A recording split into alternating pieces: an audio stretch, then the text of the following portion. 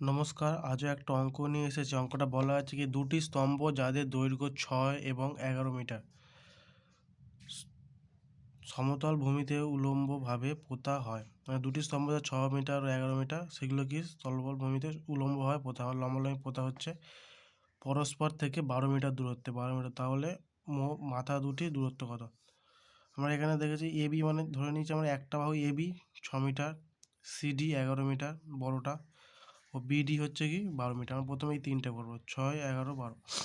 তাহলে এই এ আর ডি প্রথমে এখানে পুঁতেছে, এ বি পুঁতেছে 6 মিটার, এখানে কত মিটার দূরে বলেছে? 12 মিটার দূরে। তাই বিডি 12 মিটার দূরে এখানটায় ফেকুতি পুঁতেছে, সি আর ডি পুঁতেছে 11 মিটার। তাহলে এই সি আর ডি পুরো দূরত্ব 11 মিটার।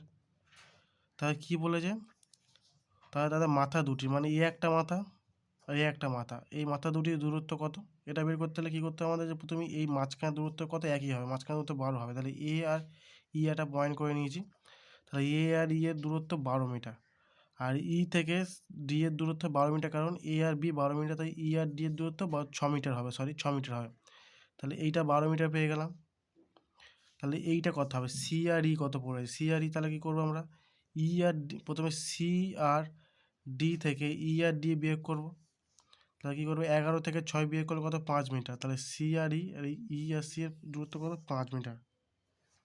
তাহলে আমাদের কী চেয়েছে? এইটা চেয়েছে, এইটা।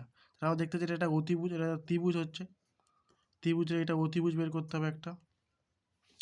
তাহলে আমরা প্রথমে কী করবো? অতিভুজের সূত্র কি? অতিভুজ সমান সমান √, ভূমি স্কোয়ার বাই লম্ব স্কোয়ার। তো এখানে এ ই এই এসি বের করতে বলেছি, এ আর সি বের করতে বলেছে। তাহলে এসি বের করতে হলে কি এসি জানি না, আর এই কত বলেছে? 12 মিটার, তা 12 স্কোয়ার √12 স্কোয়ার। আর সি আর ই আর সি বা সি আর ই কী বলেছে? 5। তাহলে কত হলো? 5 স্কোয়ার। তা 12 স্কোয়ার প্লাস 5 স্কোয়ার, 12 মানে 144, 5 মানে 25, তাহলে 169। 169 কাজ করে 13 স্কোয়ার, 13 আর 13 গুণ করলে 169। তাহলে রুট উঠে যাবে, জন্য একটা 13 উঠে যাবে, তাহলে কত হবে? 13। উত্তর কত হবে? 13। আশা করি সব বুঝতে পেরেছো।